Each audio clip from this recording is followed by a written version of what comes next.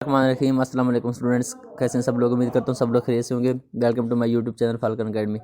इस वीडियो में आपसे शेयर करेंगे एसएससी 401 की असाइनमेंट नंबर 1 का सोल्यूशन है जी फॉल 2022 के लिए। इसके जो मैक्सिमम मार्क्स हैं वो 20 हैं। ड्यू डेट इसकी 29 ऑफ नवंबर है जी। इसका जो टॉपिक है वो फोकस ऑन लैंग्वेज। ये लेक्चर नंबर 8 और 9 जो हैं आपके एसएससी 401 के, उनके अंदर से ये असाइनमेंट बनाई गई है। उनको आप अच्छे तरीके से पढ़ेंगे तो आपको असाइनमेंट की समझ आ जाएगी अच्छे तरीके से। तमाम दोस्तों से गुजारिश है चैनल को सब्सक्राइब कर लें जी। सबसे पहले पढ़ते हैं ऑब्जेक्टिव क्या है इस असाइनमेंट का। To make students familiar with the terms and concept using in linguistic anthropology.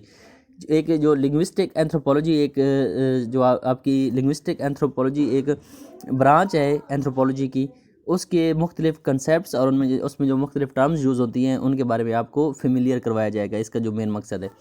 Background इसमें अगर देखें तो in the following tables 10 terms of linguistic anthropology are used in applied sense.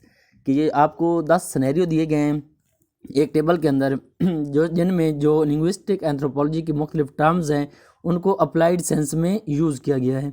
उनकी जो अप्लाइड फॉर्म है उनमें उनको यूज़ किया गया है। और आपने क्या करना है, read the scenario carefully and identify the terms. आपने इन सिनेरियोज़ को अच्छे तरीके से पढ़ना है और जो मुख्तलिफ टर्म्स अप्लाइड सेंस में यूज़ हुई हैं उनको आपने आइडेंटिफाई करना है। बहुत आसान सी असाइनमेंट है, तकरीबन सब की सेम होगी, इसमें कॉपी पेस्ट वाला चक्कर ही नहीं है। अगर आपने आइडेंटिफिकेशन सही कर ली तो आपको पूरे के पूरे मार्क्स मिल जाएंगे। तो सबसे पहले इसकी इंस्ट्रक्शन पढ़ लेते हैं, उसके बाद इसके आंसर की तरफ हम चलेंगे। 10 किस्म के आपको सिनेरियो दिए गए हुए हैं, आपने इनकी आइडेंटिफिकेशन करनी है और हर आइडेंटिफिकेशन के 2 मार्क्स हैं। मार्किंग स्कीम की बात करें तो identification of each scenario carry 2 marks. Her identification के 2 नंबर हैं जी। इस तरह आपके 20 नंबर हो जाएंगे। 10 सिनेरियोज आपको दिए गए हैं। और इंपॉर्टेंट इंस्ट्रक्शन की अगर आप बात करें कि आपने अपलोड सोल्यूशन करना है जी ड्यू डेट से पहले पहले। और आपका जो तमाम असाइनमेंट में एक तरह के होता है कि आपके 12 साइज होना चाहिए, टाइम्स न्यू रोमन होना चाहिए और ब्लू एंड ब्लैक कलर आपने यूज़ करना है। तो अभी चलते हैं इसके आंसर की तरफ। आंसर है जी इसका सिनेरियो नंबर 1 है जी। Teacher was explaining the students the unique rules of Arabic language. He explained basic outline of the parts of speech in Arabic and one of the ideal ways in which the sentence is structured. Sentence structure की बात कर रहा है, वो language की बात कर रहा है, यूनिक लैंग्वेज रूल्स की बात कर रहा है किसी एक लैंग्वेज के।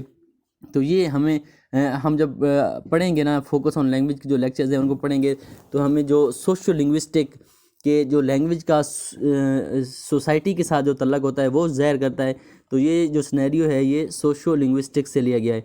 तो जो ये एक टर्म है जी, ये मुख्तलिफ एंथ्रोपोलॉजी का जो लिंग्विस्टिक एंथ्रोपोलॉजी है उसमें ये सोशल लिंग्विस्टिक एक टर्म यूज़ होती है कि जो लैंग्वेज का तल्लक सोसाइटी के साथ जो शो करवाती है। तो इस सिनेरियो में हमें ये चीज़ देखने को मिल रही है, तो इसको हम करेंगे सोशल लिंग्विस्टिक। दूसरे सिनेरियो की तरफ चलते हैं। The Hussain was telling his friends about the trip he was plan to mountains but he is afraid that driving is in mountain was may cause a accident that may prove fatal for him. Because of this he is thinking about changing his plan.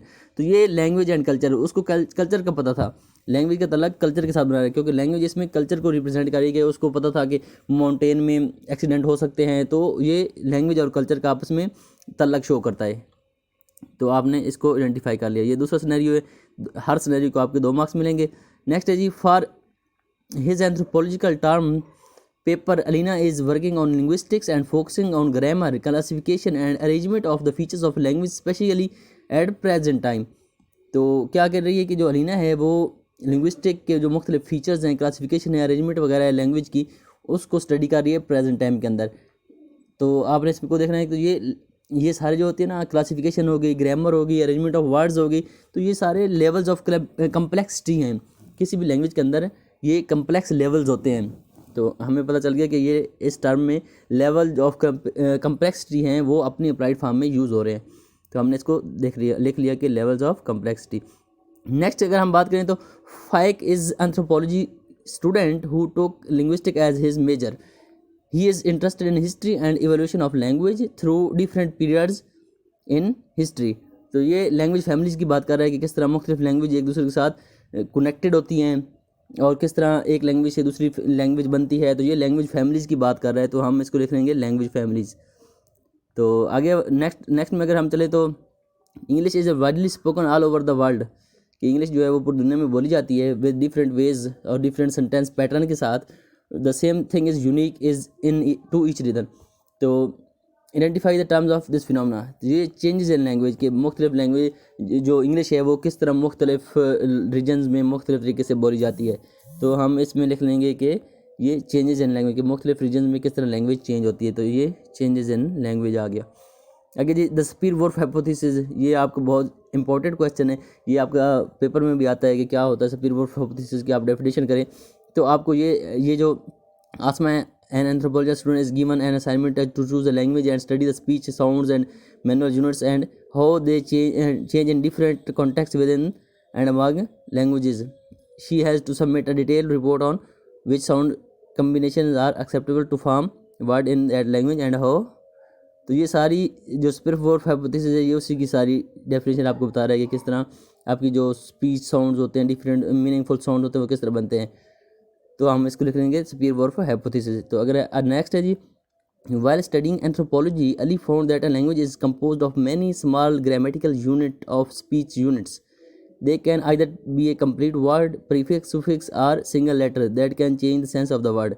तो which linguistic term, ये जी linking language to culture कि वो क्या करेंगे, जब आप anthropological study कर रहा है अली, तो वो मुख्तलिफ ग्रामेटिकल यूनिट्स और स्पीच साउंड को किस तरह या सुफिक्स या प्रीफिक्स है उसको किस तरह मुख्तलिफ सेंस में या मुख्तलिफ वर्ड्स के साथ कंबाइन करके किस तरह जो लैंग्वेज है उसको कल्चर के साथ लिंक कर रहा है। तो ये लिंकिंग लैंग्वेज टू कल्चर, तो इसमें वो लैंग्वेज को कल्चर के साथ लिंक करता हुआ नज़र आता है।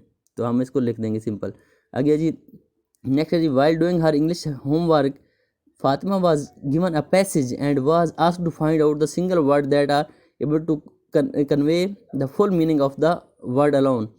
She was asked to identify which linguistic and anthropological term cultural emphasizes के मुख्तलिफ जो फातिमा है उसको एक पैसेज दिया गया है और उसको कहा गया कि आपने एक सिंगल वर्ड से पूरे मीनिंग को शो करना है। तो वो कल्चर के हिसाब से मीनिंग को आइडेंटिफाई करेगी। तो इसको हम इसमें कल्चर पे जोर दिया गया है कि किस तरह लैंग्वेज कल्चर के साथ अटैच होती है। आगे जी, when Sarish went to Germany for study, she found out that there was a huge variety in the language within the city. तो the language variety used in formal professional settings such as in education, policy, politics and mass media was different even when was used in everyday conversation and is spoken in more informal settings such as at home. तो ये language और nationalism की बात कर रहा है कि किस तरह मुख्तलिफ फील्ड में लैंग्वेज को हम इस्तेमाल करते हैं, या लैंग्वेज का नेशनलिज्म के साथ क्या तल्लुक़ होता है और किस तरह हम ऑफिस में और ज़ुबान बोलते हैं। और सैरिस जो जर्मनी गई तो उसने देखा कि मुख्तलिफ ऑफिस की और लैंग्वेज है, लेकिन जब घर की सेटिंग में बात करते हैं तो लैंग्वेज चेंज हो जाती है। तो ये सारी चीज़ें लैंग्वेज और नेशनलिज्म के अंडर आती हैं। लास्ट वन ये है जी, Zia lives in a Jhang and speaks Punjabi as first language.